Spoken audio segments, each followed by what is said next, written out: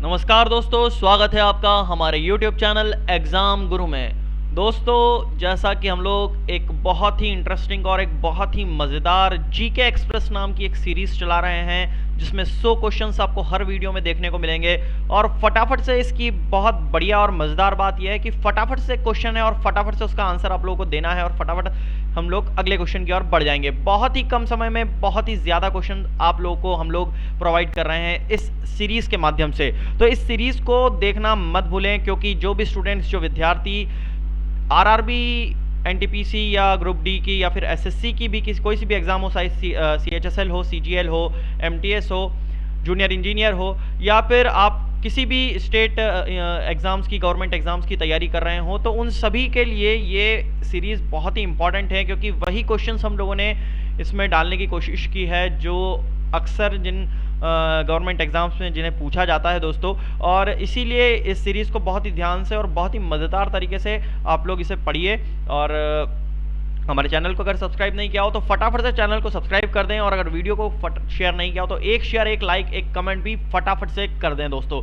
चलिए शुरुआत करते हैं आज के इस वीडियो की। कि लहरों को शांत देख ये मत समझो कि समंदर में रवानी नहीं है। लहरों को शांत देख ये मत समझो कि समंदर में रवानी नहीं है। अभी जब भी उठेंगी तूफान बन उठेंगी, अभी उठने की ठानी नहीं है। चलिए दोस्तों, पहला प्रश्न देख लेते हैं आज के वीडियो का। ये रहा आपकी कंप्यूटर स्क्रीन पर कि भारतीय रिजर्व बैंक का राष्ट्रीयकरण किया गया, कब किया गया था? 1949 में। चलिए अगला प्रश्न देख लेते हैं। संपूर्ण महासागरीय क्षेत्रफल के कितने प्रतिशत भाग पर गंभीर सागरीय मैदान पर विस्तार किया जाता है?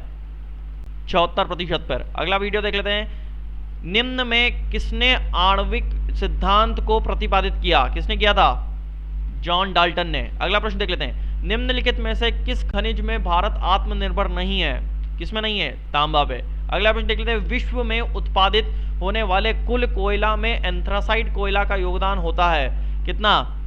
5%। अगला प्रश्न देख लेते हैं। महाराष्ट्र में भक्ति संप्रदाय निम्नलिखित में से किसकी शिक्षाओं द्वारा फैला था?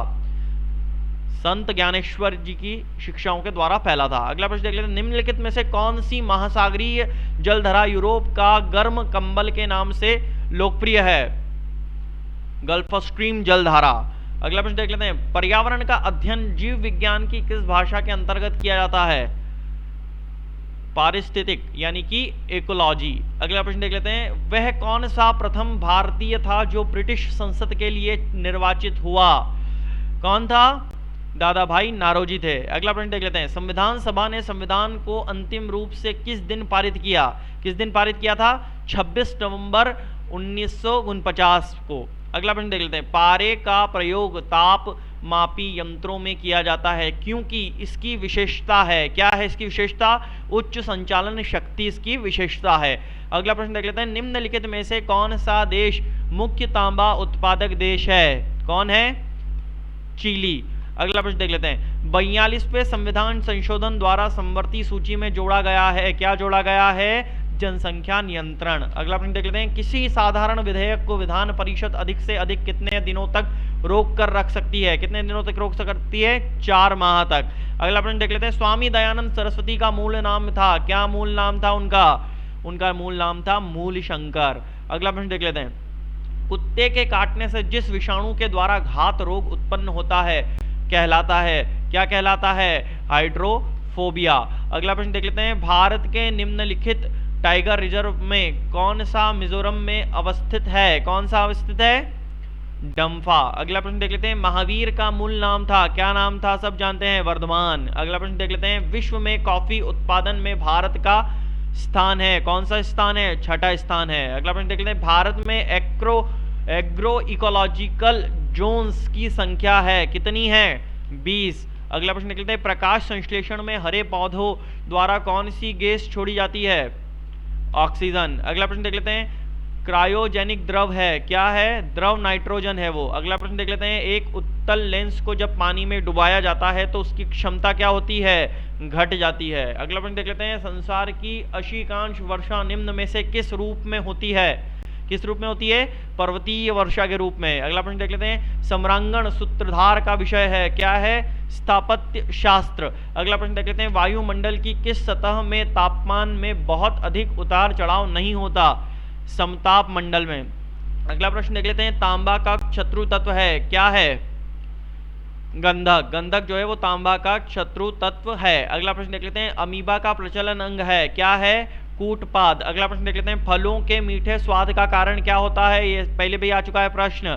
फ्रुक्टोस। फ्रक्टोज जो रहता है वो फलों के मीठे स्वाद का कारण होता है। अगला प्रश्न देख लेते हैं, जेलीफिश के नाम से जाना जाता है, किससे जाना जाता है? आरिलिया को। आरिलिया को जेलीफिश के नाम से जाना जाता है। अगला प्रश्न देख लेते हैं, संविधान के अंतर्गत भारतीय लोकतंत्र के आदर्शों को हम कहाँ देख सकते हैं? कहाँ देख सकते हैं? प्रस्तावना में देख सकते हैं। जब भी संविधान के अंतर्गत भारतीय लोकतंत्र के आदर्शों की बात होगी तो वो हमेशा प्रस्तावना में लिखा है संविधान के। अगला प्रश्न देख लेते हैं, सैन फ्रांसिस्को, सेंटियागो, केपटाउन तथा पर्थ में निम्न में से किसकी समानता है? किसकी समानता है? भूमध्य सागरीय जलवायु की समानता है। अगला प्रश्न देख लेते हैं, अगला प्रश्न हमारे पास चूना पत्थर यानी कि लाइमस्टोन का कायांतरित रूप है, क्या है? संगमरमर जो है वो चूना पत्थर यानी कि लाइमस्टोन का कायांतरित रूप है।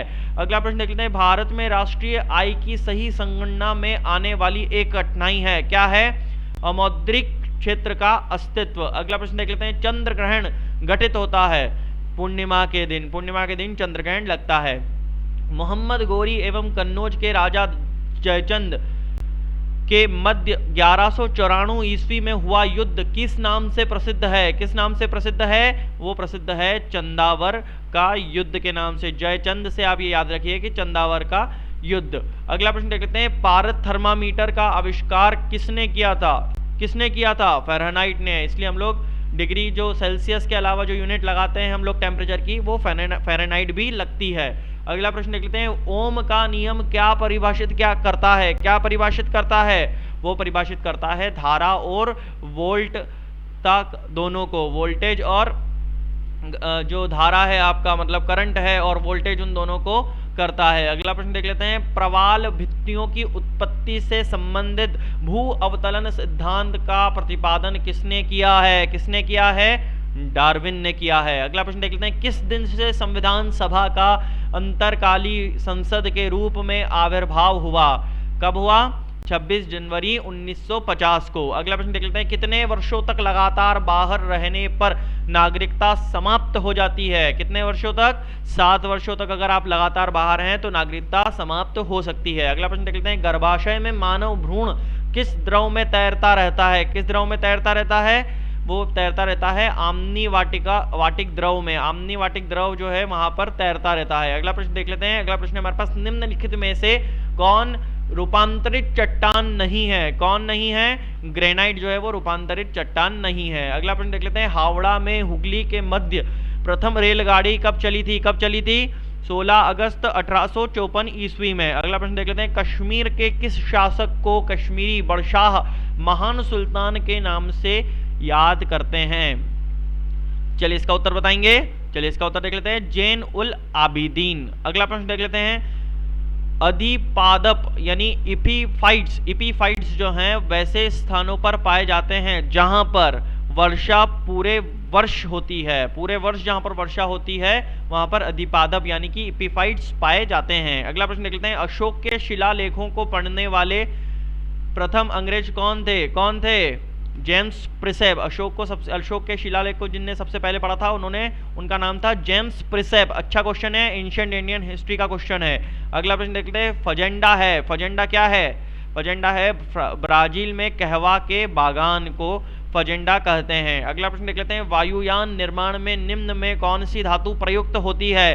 होती है पैलेडियम। अगला प्रश्न देख लेते हैं, निम्नलिखित में से कौन सा युग्म गलत है? इनमें से सही जोड़ी नहीं, कौन सी सही जोड़ी नहीं है?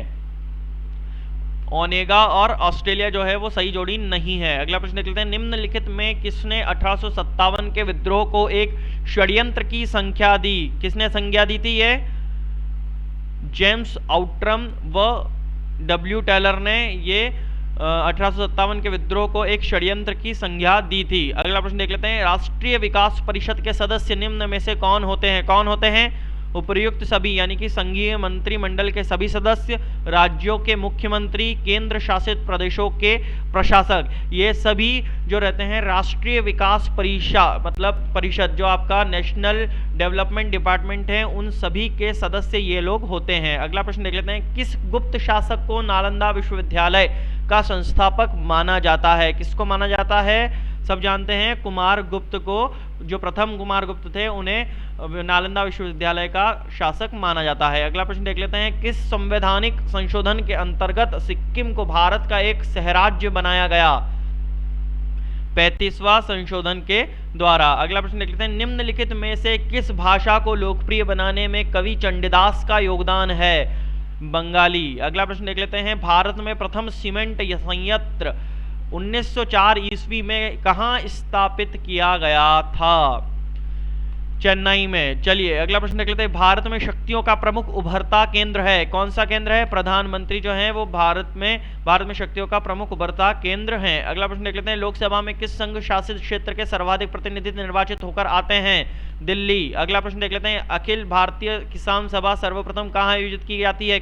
आयोजित की जाती है? लखनऊ में। अगला प्रश्न देख लेते हैं, गोवा, दमन और दीव का उपनिवेशीकरण मूलतः किया गया था पुर्तगालियों द्वारा। निम्न में कौन सा सहजीव नाइट्रोजन यौगिककरणीय जीवाणु है? राइजोबियम। निम्नलिखित में से कौन सा एक नाइट्रोजनीय उर्वरक नहीं है? कौन सा नहीं है? Super phosphate.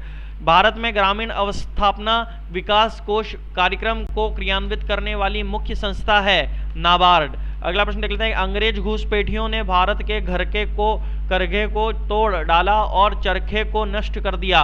ये कथन किसका है? किसका है ये कथन? ये कथन है कार्ल मार्क्स का। कार्ल मार्क्स का ये कथन है। अगला प्रश्न देख लेते हैं, वह उत्तक जो द्वितीयक वृद्धि के लिए उत्तरदायी है कौन है? कैम्बियम। अगला प्रश्न देख लेते हैं, संविधान के किस अनुच्छेद के तहत राष्ट्रीय आपातकाल की उद्घोषणा राष्ट्रपति करता है? किसकी करता है? अनुच्छेद 352 के अनुसार। अगला प्रश्न देख लेते हैं, भारत में वन अनुसंधान संस्थान कहाँ स्थित है? कहाँ स्थित है? देहरादून में। अगला प्रश्न देख लेते हैं, पक्की सड़कों की लंबाई की दृष्टि से भारत के अग्रणी राज्य हैं कौन है? महाराष्ट्र एवं तमिलनाडु। अगली प्रश्न देख लेते हैं, पहली आधुनिक पटसन मिल स्थापित हुई कहाँ हुई थी? रिश्रा यानी कि बंगाल में। अगला प्रश्न देख लेते हैं, किसी स्थान विशेष की वर्षा निर्भर करती है? किस पर निर्भर करती है? पर्वतों की दिशा पर निर्भर करती है। अपने काल का महान संगीतज्ञ तानसेन किसके दरबार में था? सब जानते हैं अकबर के दरबार में था। अगला प्रश्न देख लेते हैं, ओजोन परत मुख्यतः कहाँ पाई जाती है? कहाँ पाई जाती है? समताप मंडल में। दामोदर नदी घाटी परियोजना से लाभान्वित राज्य है? पश्चिम बंगाल एवं झारखंड। भारत के किस नगर को इलेक्ट्रॉनिक उद्योग की राजधानी कहा जाता है? बंगलुरु को। निम्न में से कौन सी नदी यमुना नदी में नहीं मिलती है? केन, बेतवा, सोन, चंबल। कौन नहीं मिलती है? सोन नदी जो है वो जाकर यमुना नदी में नहीं मिलती है। हरित क्रांति का सर्वाधिक निराशाजनक परिणाम किस फसल में देखने को मिलता है? दलहन में। अगला प्रश्न देख लेते हैं, किसने शासक बनने के उपलक्ष्य में अपना उपनाम अबुल मुजाहिद रखा? किसने रखा था? मोहम्मद बिन तुगलक ने। अगला प्रश्न देख लेते हैं, विश्व में बॉक्साइट का सर्वाधिक संचित भंडार कहाँ पाया जाता है? गुयाना में।